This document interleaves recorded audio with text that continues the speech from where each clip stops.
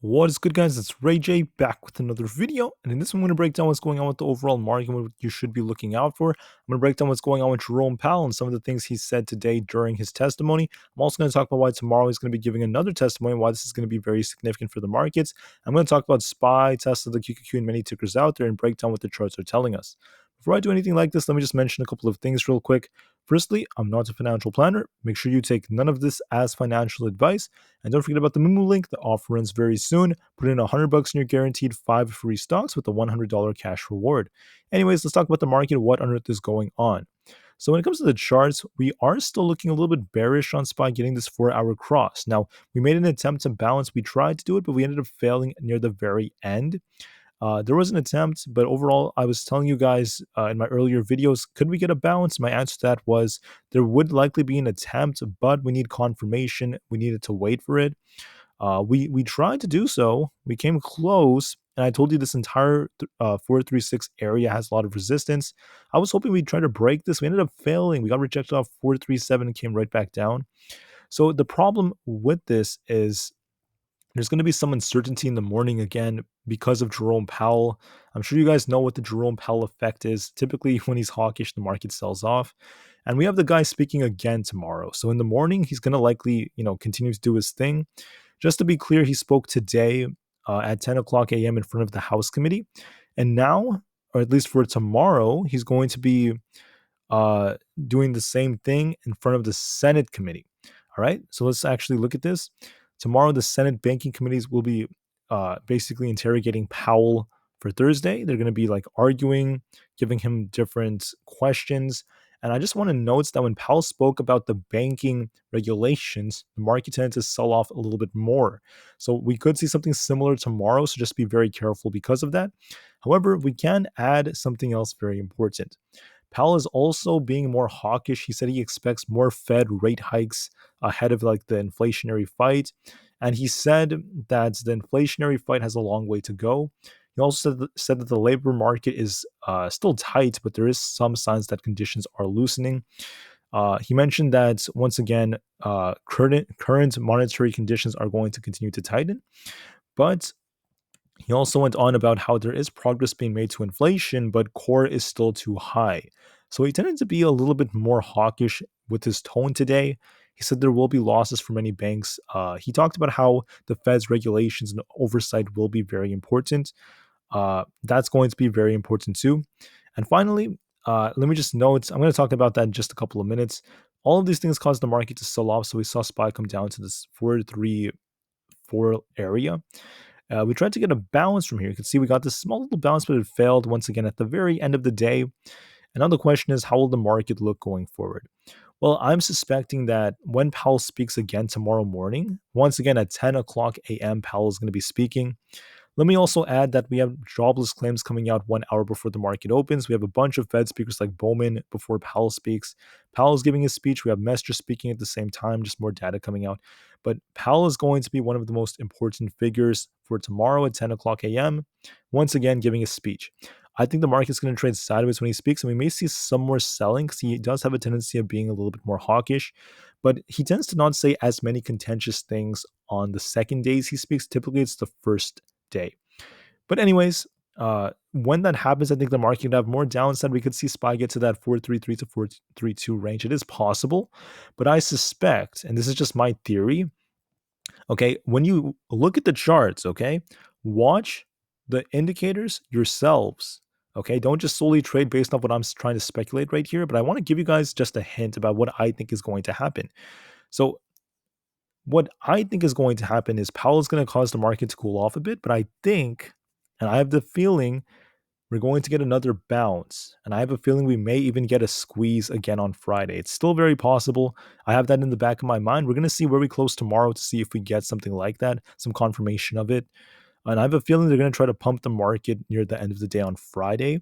So I'm thinking tomorrow we see sideways price action, maybe even more selling pressure, and a big bounce very soon. So like a drop, then a bounce later on. And I say that because of the options chain. For Friday, we have about 700, a little over 700,000 puts expiring and about 260, a little bit under 260,000 calls expiring. 2.83 put to call ratio, max pain's at 4.39. Notice how max pain is very close to the level we're at. So we're likely going to get an attempt or a move to the upside as we approach Friday. If we close down again tomorrow very flat, there's a good chance the market's going to squeeze Friday. If not, if we don't really get that move, then once again, it is what it is. But I am leaning more in that direction. And I'm just going to be watching for that. Non-financial advice is just what I'm seeing. But now let's talk about the levels to watch for. I gave you guys like what I think is likely to happen. But let's now talk about this. When it comes to SPY, okay? If we open tomorrow at like 435, you're going to be watching, 435 is either going to be support resistance depending on where we open, if we're above or below it. If we push up, okay, you're going to be watching this 436 range as resistance, and it's going to be very tight, just like today. And let me show you what I'm talking about. I think it's on the 1 hour, the 4 hour. One of these time frames had what I was about to show you. I think the 30 minutes. Anyways, basically, we have a lot of very tight resistance all the way here.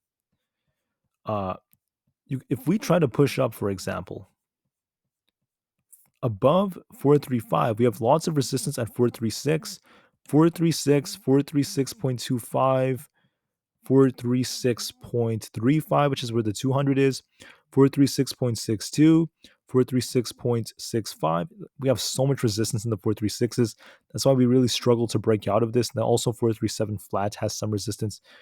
If we want to turn bullish, we have to break all these 436 resistances. If we break them, it's going to fly to about 438. And if we break that, 440 could come.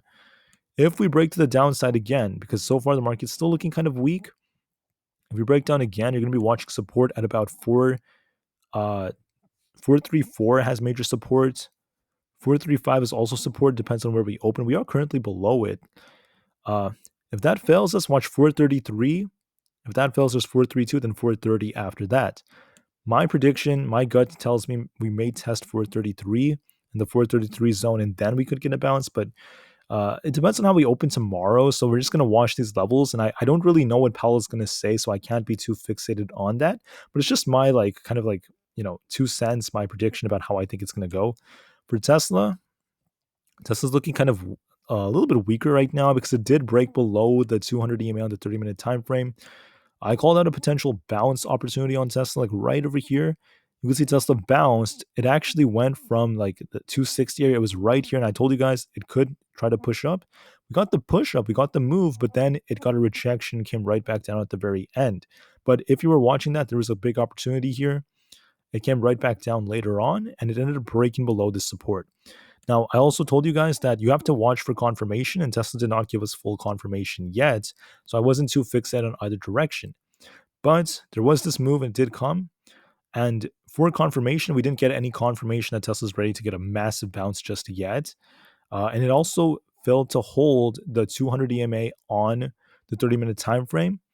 By the time we got to the after hours, so you can see Tesla broke below it, and it's looking kind of weaker now.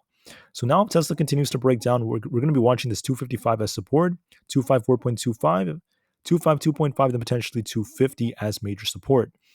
If it tries to push to the upside, you're going to be watching the 200 EMA as resistance, 260, 262.5, then potentially 265. Tesla is not giving us signs of a bounce yet, but I have a gut feeling that, and this is just what I think is going to happen, it's going to continue to slide somewhere. I just don't know what Powell is going to say and how extreme it's going to be. Tesla may have more downside coming. Okay, we could get closer to like the mid to even low 250s. I don't know if we're going to go all the way down to like 247. If it breaks 250, it's going to likely go down there. But I suspect wherever Tesla goes, right, could this be a head and shoulders that's forming? That's also a possibility, like right here. I don't know about that. I'm not going to call anything out like that for now, but I do suspect there could be a little bit of downside coming. If there's downside, there is a chance that Tesla could get a really nice bounce later on. So even if Tesla trades sideways and even drops a little bit tomorrow, I think it might try to get a bounce very soon. Maybe as soon as Friday, it bounces with the market, if not by early next week. I'm still going to be looking for a potential bounce.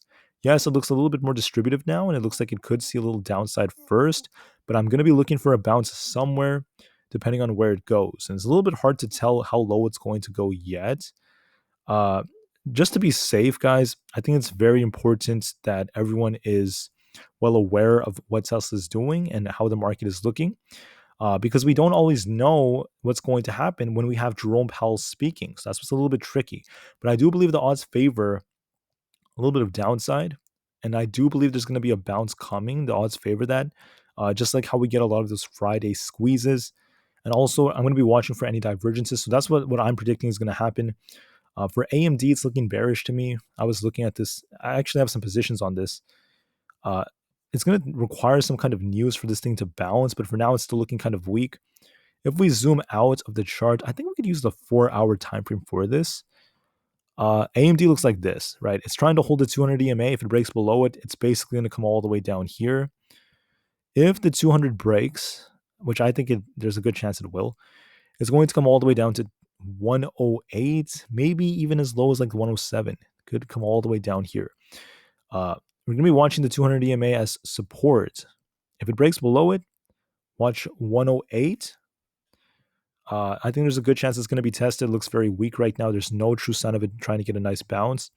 On the 4-hour, this could be a good shorting opportunity, but if some news comes out and it like tests the 200 and bounces, then we'll have to wait and see. But if it breaks the 200, it's going to come all the way down to 108. If it holds the 200, it could try to bounce here if some news comes out. But for now, it looks more bearish, so there's a better chance it may continue to cool off. NEO may cool off because of Jerome Powell and all these other individuals.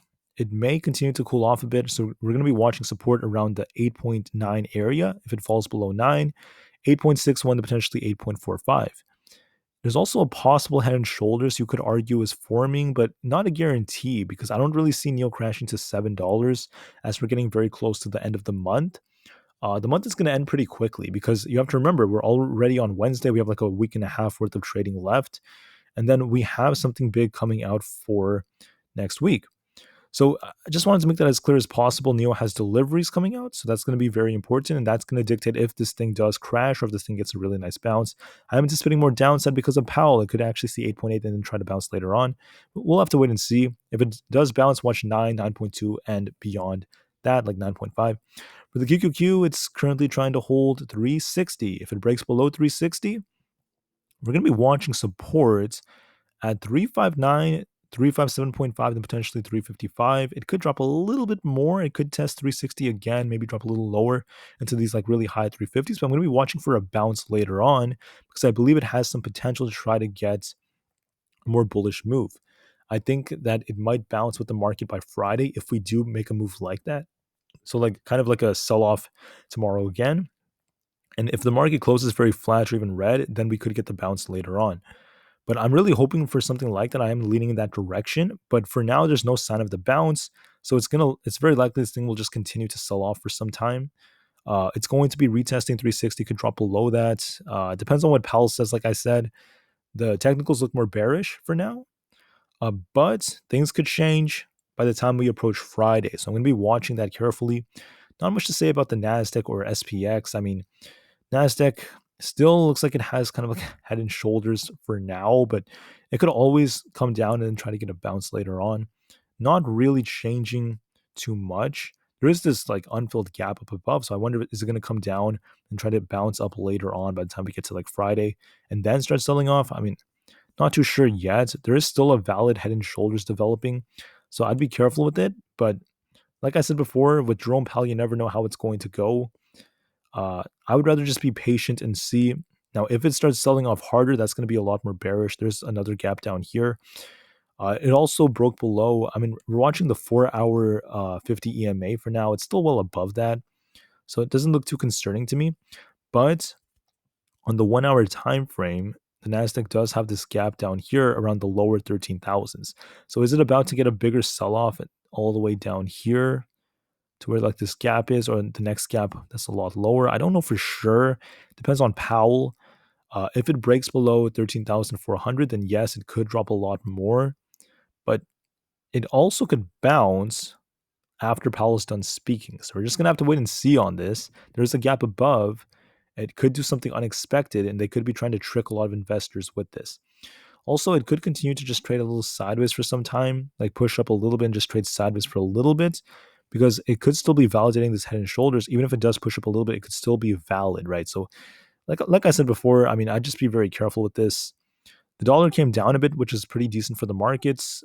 Apple still pretty flat. Apple has support at 182.5. Don't forget that. Resistance is going to be at 184.5, then 185, 186, 186.5, and then 187.5.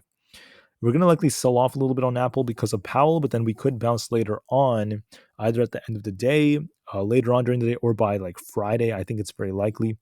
So we'll have to wait and see on that. I'd rather just be patient. Nvidia is still holding up quite nicely. If it turns bearish, it's basically going to come all the way back down to about 420.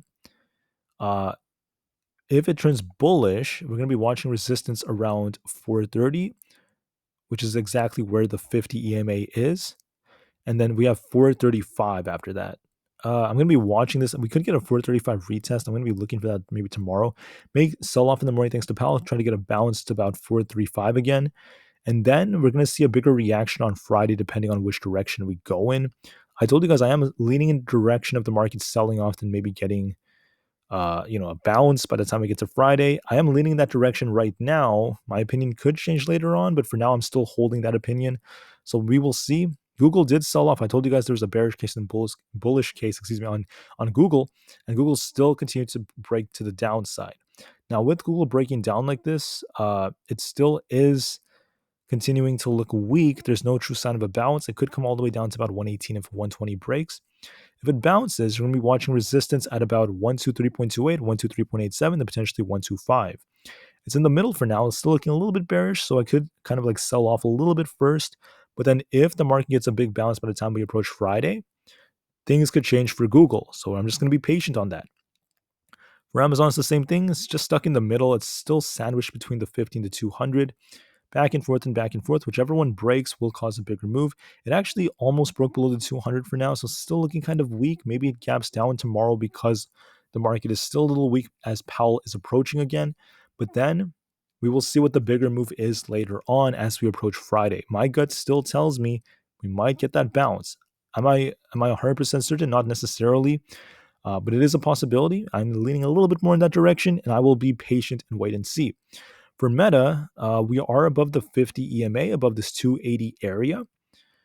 If it's bearish, we're going to be watching 278, 276, 275, 272, and finally 270 to 269 as support. For resistance, watch this thing push to about, well, we have some resistance around 282.5, that zone right there, 285, and then 287.5. If it breaks that, then we have like 290. I think Meta may sell off a little bit more. The trend still looks a little bearish. A little bit more tomorrow thanks to Powell, but it's not going to be that bad. I'm seeing very sideways price action, maybe a slight sell off in the morning, and then we could get a bounce intraday. So we're just going to watch it and see. It all depends on what Powell says. So once again, guys, I mean, I think the market still looks kind of weak. There could be more downside coming. But my gut is still telling me we might get some kind of bounce either sometime during Thursday, near like the end of the day after Powell's done speaking, or maybe as soon as Friday comes, there could be a bounce coming. And that could be very big for the markets. It's a possibility. My opinion could change depending on how things look, but for now, I am still open-minded to this. I still have this opinion, and if my opinion changes for some reason, I will inform you guys immediately, either tomorrow or like a little bit afterwards. Until then, I will see you guys during the pre-market. Just be prepared for what the next move is likely going to be, which may be some downside, and we will see what the market does. But like I said before, watch support and resistance and get ready for Jerome Powell, who's speaking again tomorrow in front of the Senate committee. Thank you for listening. Have a great day, everyone. I also have some merch if you're interested in buying like a tank top or a hoodie or something like that. And with that out of the way, I will see you guys tomorrow during the pre-market. The market to the moon is the long term is still incredibly bright, and peace out.